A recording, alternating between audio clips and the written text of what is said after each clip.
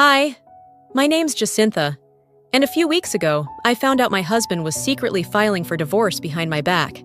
But that wasn't even the worst part. He'd been moving money, our money, into accounts I didn't even know existed, planning to leave me with nothing, while smiling at me across the dinner table. It started with a whisper in the middle of the night, and what I uncovered after that, it changed everything. What do you do when the person you trusted most makes you a ghost in your own life? Would you stay silent or strike back? I woke up thirsty, the kind of dry-mouth discomfort that won't let you fall back asleep. I didn't check the time. I knew it was late. The kind of late where everything's still except for the things that shouldn't be. Our bedroom was cold. The windows had been cracked open from earlier that day, letting in the spring air that still carried a bite. I reached for my robe, slid my feet into slippers, and padded softly down the hallway, hoping not to wake Declan. But I didn't need to worry about that. He wasn't in bed. As I turned the corner past the living room, a faint light spilled from the kitchen. I slowed my steps, pausing just outside the doorway. I heard his voice. Low, controlled, the way you speak when you don't want to be overheard. "No, she has no idea," he was saying. "It's already filed." My spine stiffened. There was a long silence. Then I heard the sound of his thumb flicking over his phone screen. Another quiet sentence. "Just let the paperwork work for itself." I didn't move. I didn't even blink. Declan had never taken calls at night. Not like this. He didn't whisper. He didn't hide. And yet, here he was, speaking as if he was planning something I wasn't supposed to hear. I stayed in place long enough to catch my breath turning shallow, my pulse in my ears. Then I stepped back quietly and slipped into the hallway. By the time I got back to the bedroom, I could hear him coming down the hall behind me. I crawled back under the covers, turned away from the door, and steadied my breathing. The mattress shifted under his weight. I felt the tension in his body for a split second before he let out a relaxed sigh and settled in, as if nothing had happened. I closed my eyes and didn't say a word, but my mind was screaming. Morning came, and Declan got up before I did, just like always. He said he had an early meeting downtown and left without breakfast. I watched him walk out the door like he hadn't planted a bomb the night before. After the door clicked shut, I sat at the kitchen table, staring at the same chair where he'd whispered those words. Something about the way he said, "It's already filed," had sat in the back of my brain like a splinter I couldn't ignore. I wasn't stupid. I knew what divorce papers sounded like, even when you dressed them up in legalese. I also knew Declan wasn't just some impulsive husband having second thoughts. He planned everything, his calendar, his investments, even our grocery list. If he'd said it was filed, that meant it wasn't just an idea. It was in motion. I walked back to our bedroom and sat at his desk. Declan kept his personal laptop there, closed but not locked. He never assumed I'd look. And I hadn't, not in all these years. But today was different. The moment I lifted the lid, the screen came to life. No password prompt. His inbox was open. It felt like breaking into a church, sacred but necessary. I didn't search. I just glanced through the tabs. That's when I saw it. A drafted email, never sent, titled "Divorce Filing Strategy." I clicked. My stomach tightened. Inside were bullet points.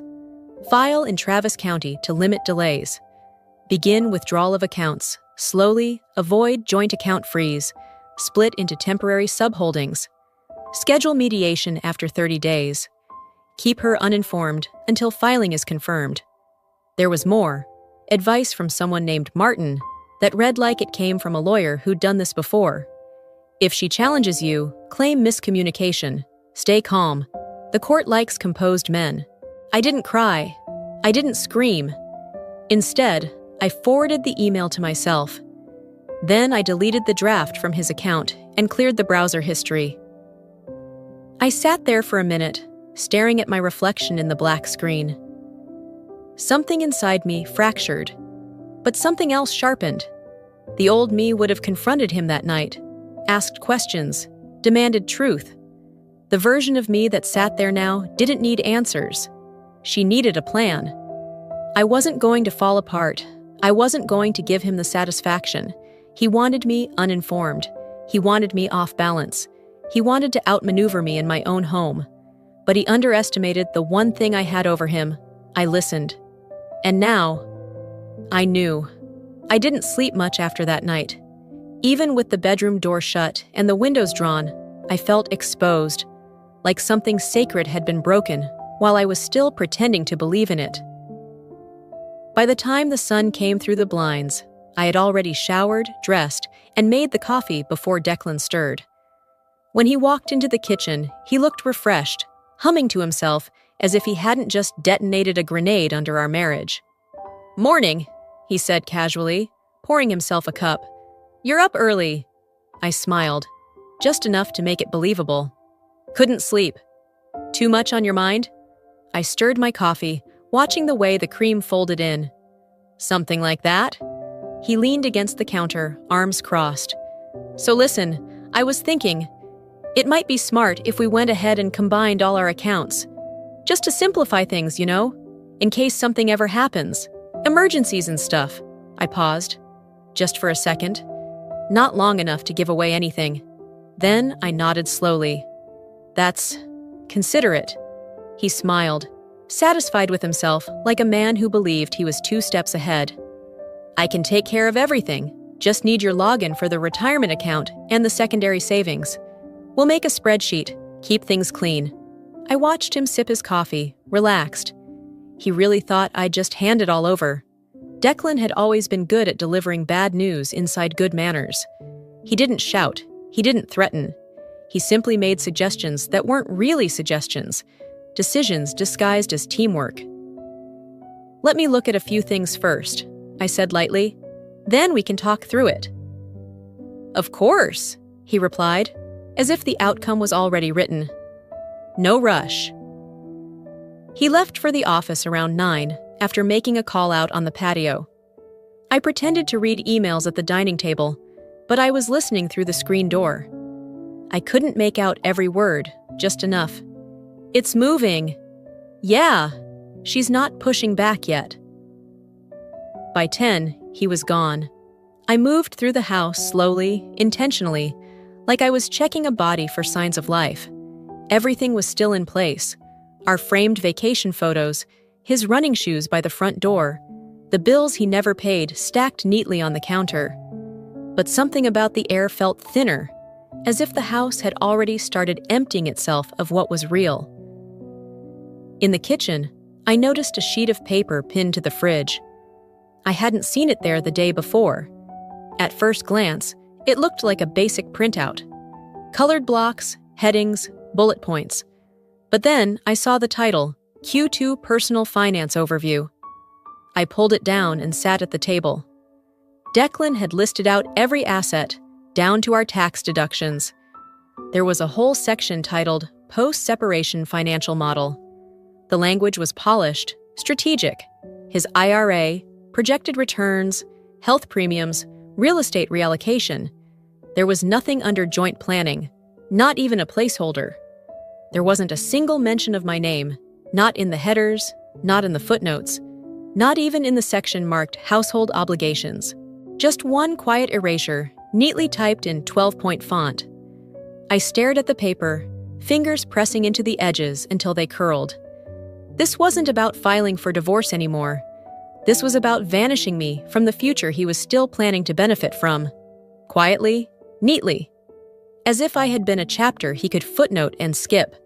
As if I hadn't sacrificed time, energy, and parts of myself he never even thanked me for. I laid the sheet down and stood up, slow, walked over to the trash, folded the paper twice, dropped it in. Then I walked to my room and opened the bottom drawer of my dresser, the one with the documents he never cared to ask about. Birth certificate, college records, employment contracts, a bank account he never knew existed. Funny how men like him think they're the only ones who know how to keep secrets. I didn't cry. I didn't storm out. I wrote down 2 things on a legal pad. 1, do not engage. 2. Move before he thinks you can. He'd already started building a life I wasn't supposed to notice until it was too late. But now that I had, I was going to make sure he never forgot it. I folded the paper into my purse and closed the drawer softly, as if the contents inside could hear me thinking. The weight of those documents, things he never cared to ask about, suddenly felt like the only thing anchoring me. The rest of that day moved in slow stretches. I washed the dishes that had piled up. I watered the plants. I answered 2 emails for work, both of which I read twice before replying. Anything to keep my hands busy while my mind sprinted. That night, Declan came home later than usual. Said traffic was a mess on Lamar. He talked about some client who needed him to redo a pitch deck last minute. I nodded, like a good listener, like the woman who didn't know the truth. He went to bed early, exhausted. I lay next to him for an hour, eyes open, heart steady, mind full. By morning, I had a plan. After he left for work, I waited until the front door shut and the garage door rumbled closed behind him. Then I pulled my laptop to the kitchen table. I hadn't looked at our joint accounts in months, maybe longer.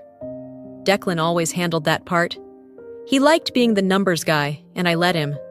Until now, I logged in. The page loaded slow, like even the internet knew what I was about to see. At first glance, nothing looked wrong. The balance wasn't shockingly low. There weren't any huge red flag withdrawals. But as I clicked into the transaction history, a pattern started to form. A few hundred here, a few hundred there. Not enough to be noticed, but enough to be deliberate. Transfer reserve. Vendor holding fee. 3p allocation. It read like financial static. Codes meant to confuse someone who wasn't supposed to ask questions. But I was asking now. I opened a blank spreadsheet and began to copy each suspicious transaction over. Color-coded, labeled by date, totaled by month. April, flagged to $200. May, $2,450. June, $1,875. July, $3,100. It wasn't the total that got me, it was the regularity, like someone making payments on a plan. Quiet, methodical, premeditated. Then I Googled one of the transaction descriptions, 3p allocation services. The first result was a financial advisory firm based out of Delaware. Shell companies, asset reallocation services, discrete support for personal transitions. I didn't need to read further. He wasn't just filing for divorce, he was funneling resources. It hit me then. I wasn't just being removed from his future. I was being financially ghosted before the ink even hit the paperwork. My fingers hovered over the trackpad. I closed the laptop slowly, stood up, and walked to the sink. The morning light had shifted across the countertop, and the silence in the house pressed in from every corner. I leaned against the counter and stared at the toaster, seeing nothing. How many times had I shrugged things off? The Bluetooth calls in the backyard. The networking dinners where he came home without a receipt or a real story. The time he said, "It's just a tax thing," when I glanced at his screen and he closed the tab like it burned. I told myself I was being paranoid, that I didn't want to be that wife. The nag, the overthinker. But that wasn't it. I hadn't looked closer because some part of me, the part that still remembered what he used to be, didn't want it to be true. Now I had no choice but to see. I walked to the garage and sat in the car, phone in hand, not to cry, not to scream, but to think without walls. I pulled out the yellow pad again. Do not engage. Move before he thinks you can. Confirm pattern. Freeze access. I glanced up at the garage shelves, the ones with the bins I packed, the ones he never touched. Inside one was a folder with my personal bank info from back when I managed my own money. I'd closed that account years ago, or so I thought. Turns out, I just stopped using it. But it was still there, still open, still mine. And now, it was going to be my exit hatch. I drove to the credit union just after lunch, parked in the back lot, went inside with a scarf around my shoulders and a smile that didn't quite reach my eyes. The woman behind the desk looked up, polite. "How can I help you today?" I slid my ID across the counter. I need to reactivate an account and move some money, discreetly.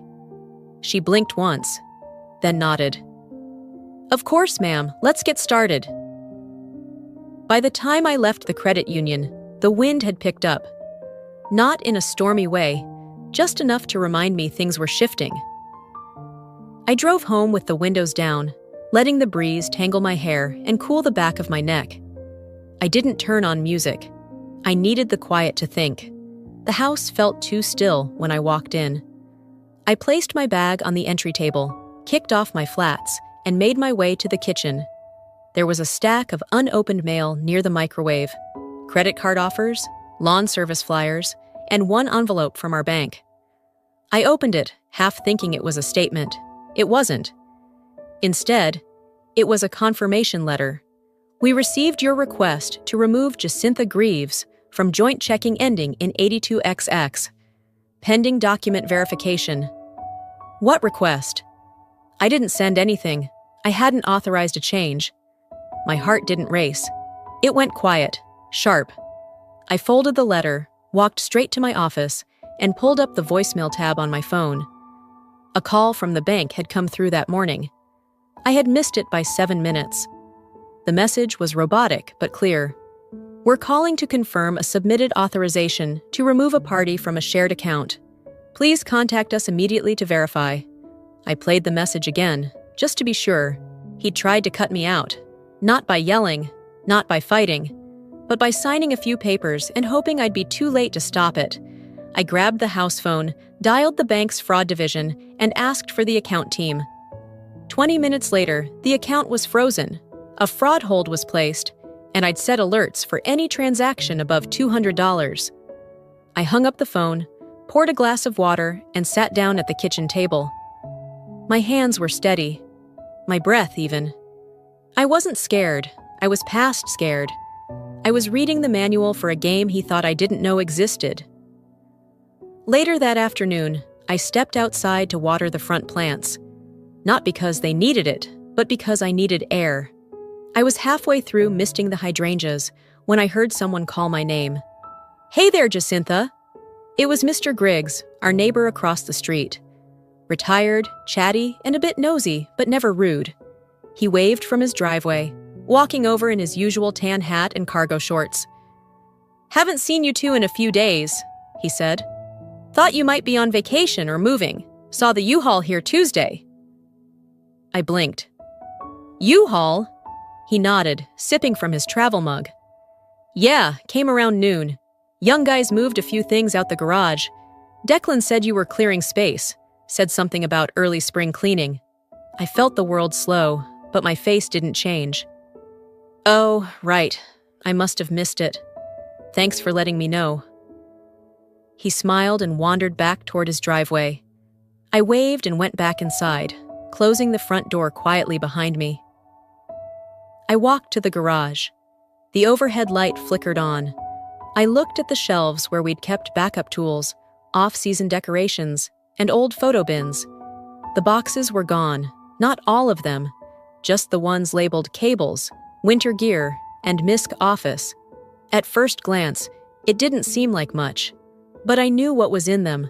Our external hard drives, backup tax files, his old journals, our first photo albums. He was erasing me one bin at a time. I stood in the middle of the space and realized something chilling. He wasn't just moving forward without me. He was trying to make it look like I'd never been part of it. No fight, no closure, just removal. I walked back inside and texted my lawyer, Faye. Need to talk, urgent, property manipulation. She replied 3 minutes later. Free at 6, I'll call. I leaned against the counter and watched the sun start to dip behind the backyard fence. You don't always notice when someone stops making room for you in their life. Sometimes they do it slowly, by moving your boxes, changing your passwords, writing you out of plans they pretend still include you. But once you see it, once it's visible, you can't unsee it. And I had seen enough. After I hung up with Faye that night, I didn't sleep. Not out of fear. Something colder had taken its place. Something more focused. I spent the next day moving silently through the house, not touching much, but scanning everything. It was like realizing the wallpaper you always liked was covering cracks underneath. Hairline fractures that had been growing longer than you dared admit. Around mid-afternoon the next day, while I was rinsing off a plate in the sink, a soft ding echoed from the other side of the kitchen. I turned to see my old iPad light up on the counter. I hadn't used it in over a year, maybe 2. I'd only kept it plugged in for access to old files and some photos I never transferred. But now, somehow, it had received a message. I wiped my hands on a dish towel and picked it up. The screen was already awake. No name, just a local area code and one message. She thinks everything's normal. The timing's perfect. My throat tightened. I stared at the words, reading them once, then again, slower. The timing's perfect. I didn't need to guess who she was, or who had sent it. Somewhere out there, Declan was talking about me, about this moment. And whoever he was speaking to thought I was still in the dark. I stood motionless, holding the iPad as if it might bite. Then I did what I'd trained myself to do. I took a screenshot, airdropped it to my secure email folder, and powered the device off. No panic, no meltdown. I placed it face down on the table and sat, letting the silence stretch. It wasn't anger I felt. It was something denser, like lead in the chest. They were watching the clock. I opened my laptop and pulled up my documents. For years, Declan had assumed I wasn't interested in the legal side of anything, that I didn't read the fine print, that I didn't remember the difference between an LLC and an S-corp. He forgot I used to brief attorneys on contract risks in my 20s, that I read faster than I spoke, that I might have chosen silence, but I never chose ignorance. The message had cracked something open, and within the hour, I had a call booked with Faye the next day, just in case. Around 4:45, I left the house. I didn't tell anyone, didn't leave a note. I just drove. I didn't know exactly where I was going until I found myself pulling into the lot of a strip mall near Congress and 7th. CVS sat at the end of the row. I parked facing away from the storefront, the fading sun casting long shadows across the dashboard. I needed a place that wasn't mine. I pulled out my phone and began organizing documents into folders. Proof of income, property ownership records, a timeline of joint expenses and shared purchases. I labeled each one cleanly, precisely. Then the notification came, a DM on LinkedIn, of all places. "Hey, Jacintha, I know it's been years, but I think you need to know something." The name hit me like a glass of cold water. Harper Vexley. We'd been in the same section at law school. She'd always been brilliant, quiet, observant. We weren't close, but I trusted her instincts even then. Her next message followed within seconds. "I can't say much over chat, but I consult part-time for a firm in Wilmington. Your husband has been moving money. Delaware LLC. It's structured to dissolve quickly. You should check the filings." I stared at the message, feeling my heartbeat shift into something new. Certainty. This wasn't a marriage falling apart. It was a dismantling. Quiet. Legal. Calculated. And now, someone outside the walls of our home had confirmed it. I didn't reply to Harper, not right away. I didn't need to. Instead, I dialed Faye's office. Her assistant answered, "Hi, it's Jacintha Greaves. Tell Faye I'm ready to file a formal inquiry on financial concealment. I'll send the documents tonight." The assistant didn't ask questions. She just said, "Got it. She'll prep the packet." I hung up, then leaned back in my seat. In the space of 2 days, I had gone from suspicious wife to active witness, from waiting for the blow to preparing the defense. Declan was right about one thing. The timing was perfect, but not for him. The next morning started like it had so many times before. Coffee, quiet, and a little sunlight cutting through the blinds. But under all that routine, I knew what had to be done. After double-checking the files I sent to Faye the night before, I packed a manila folder with supporting documents, income verification, statements, screenshots. I tucked it into my bag and left the house without saying a word. Declan was at the gym, like clockwork. He always went around 8. Same playlist, same routine, same sense of invincibility. The bank branch I chose wasn't the one closest to home. It was one we rarely used, tucked between a dry cleaner and a dentist's office off Lamar. The parking lot was half empty. I liked that. Less chance of someone noticing something they weren't meant to. Inside, the walls smelled faintly of lemon polish and old carpet. The man at the front desk asked how he could help. I told him I needed a private meeting with someone from account services. Nothing urgent, just something that needed a little discretion. Within 15 minutes, I was seated across from a woman named Carmen. Her blazer was a little too large for her frame, but her voice was steady, and she listened like someone who'd seen worse. "I need to transfer all funds from this joint account," I said, handing over the folder, "into this trust account. All of it. Today." She reviewed the documents, scanning through names, dates, authorizations. I watched her eyes flick across each page, occasionally glancing up at me like she was trying to gauge how much I knew. "Do you have the original trust paperwork?" I slid it across the desk. "Pages are signed and notarized. You'll see the stamp on the third sheet." Carmen nodded slowly. "All right, everything looks legitimate." She paused just a second too long. "Can I ask, has the other party been notified of this move?" I met her eyes. "Not yet, but he will be, eventually." The rest happened quickly. Wire authorizations, closing forms, confirmation emails. I didn't flinch once. I wasn't worried about getting caught. I was too far past that. When she handed me the final printout, she hesitated. "Are you okay?"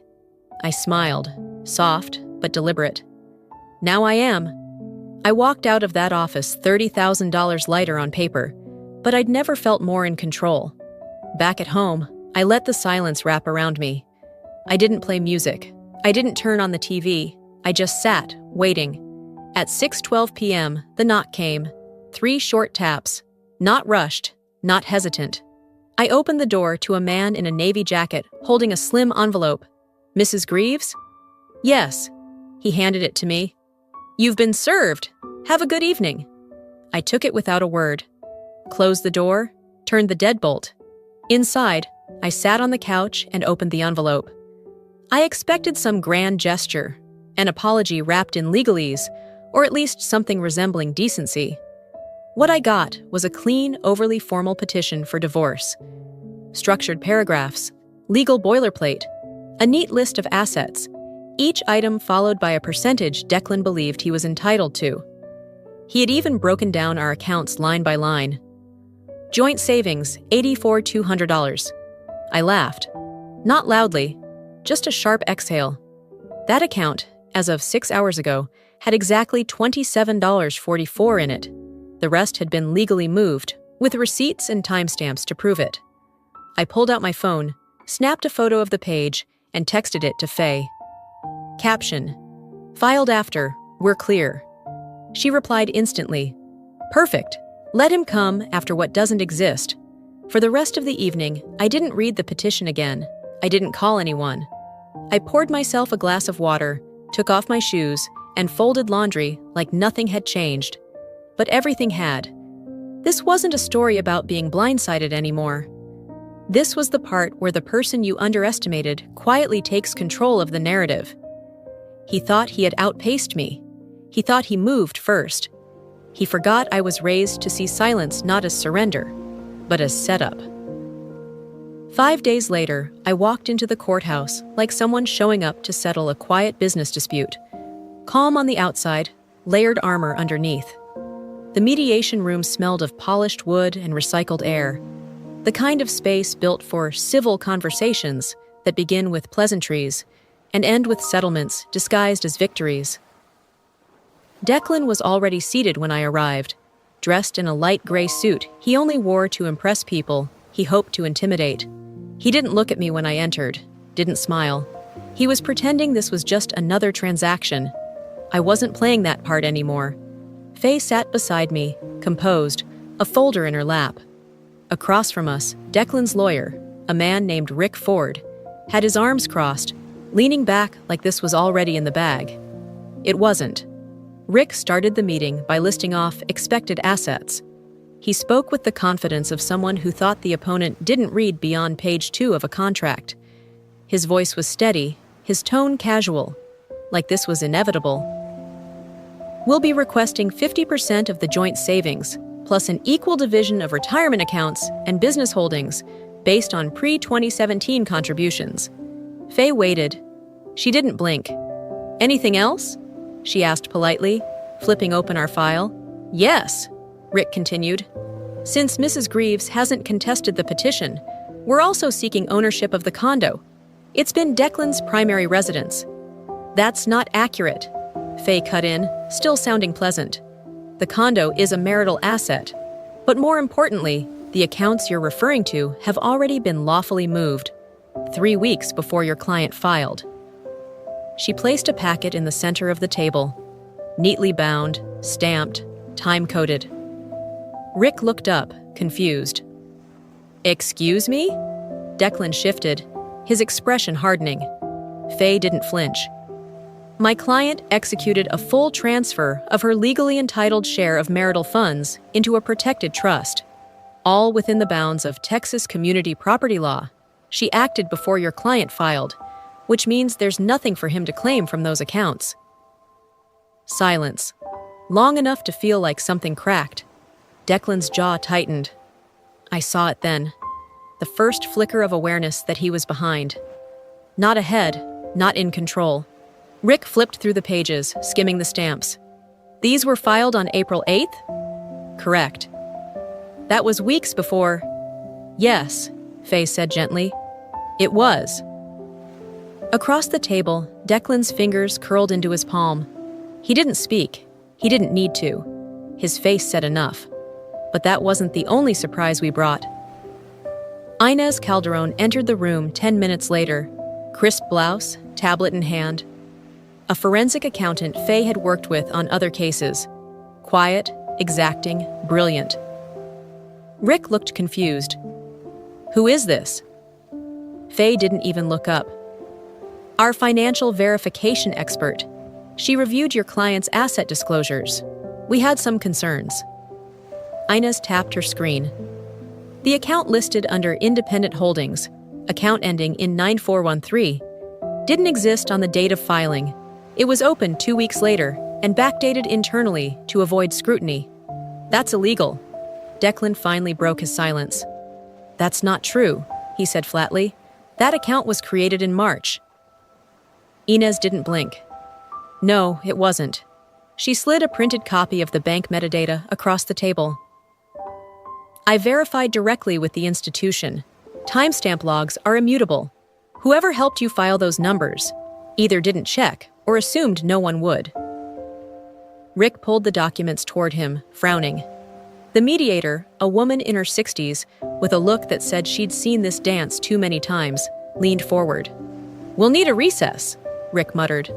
Faye gave a courteous nod. Of course.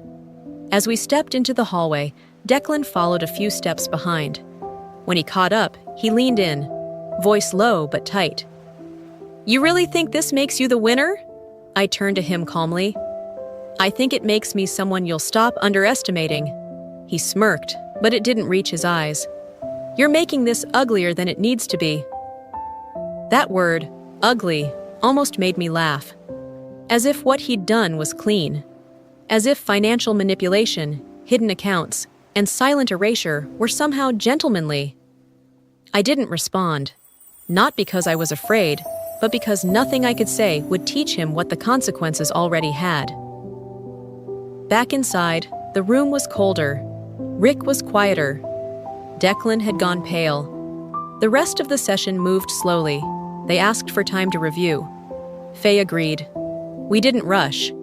When it ended, no one smiled. No handshakes, no goodbyes. Just me walking out of the courthouse, shoulders straight, head clear. That was the day the mask slipped. Not just for him, but for me too.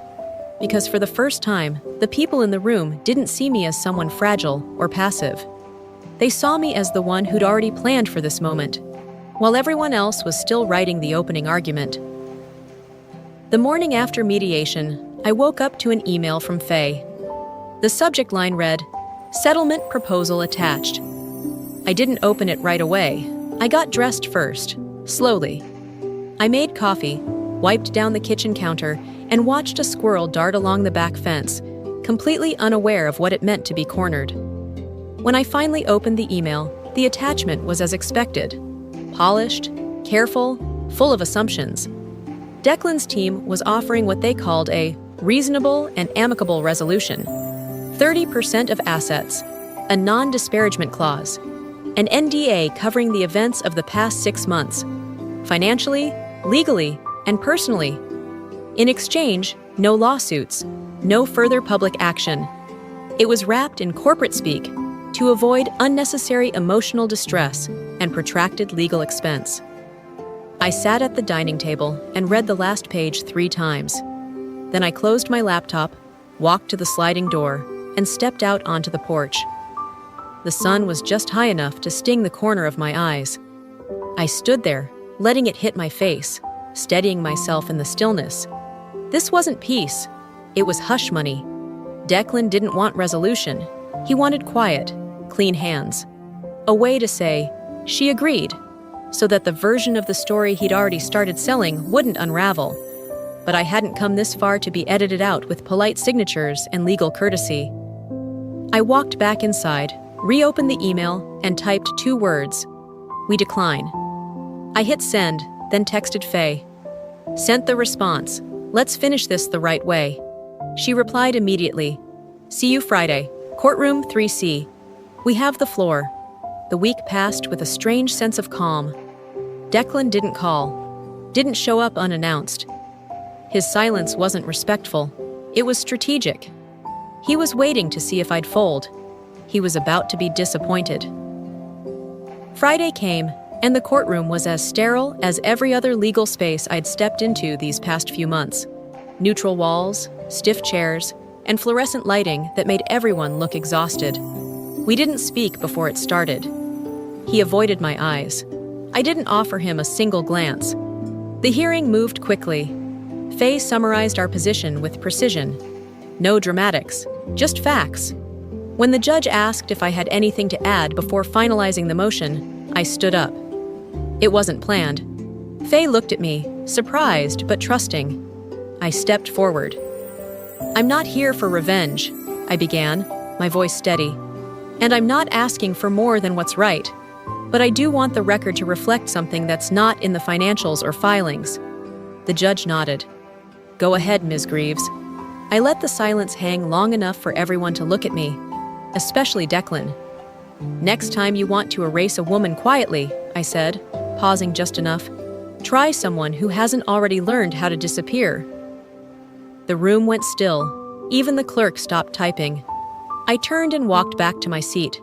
No one said a word. The judge cleared her throat, gave a firm nod, and brought the gavel down. Motion approved. Just like that, it was over.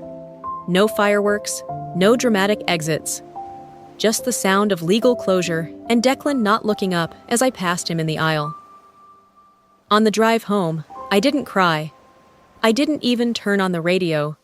The only sound was the hum of tires and the wind pushing against the windows. When I pulled into the driveway, I parked and stayed seated for a while. The house looked different now.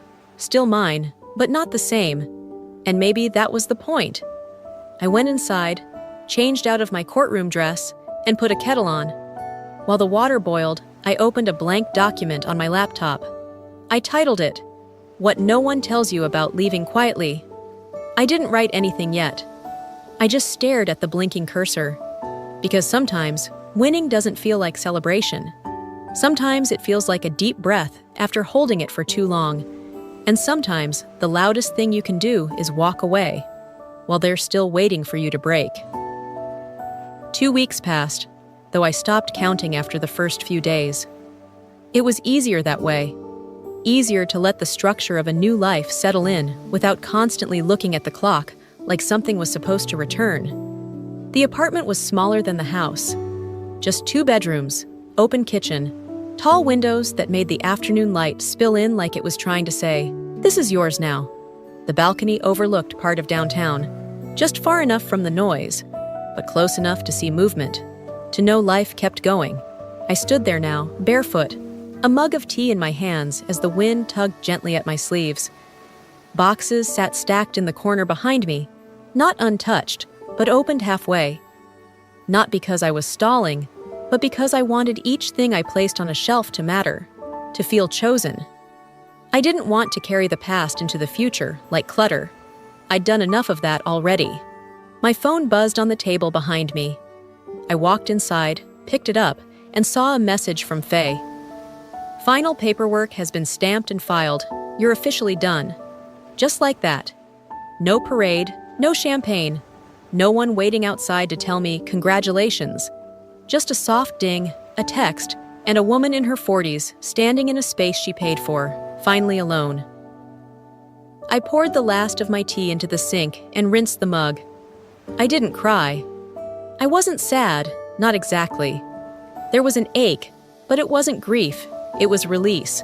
Like when your shoulders finally drop after carrying something for too long.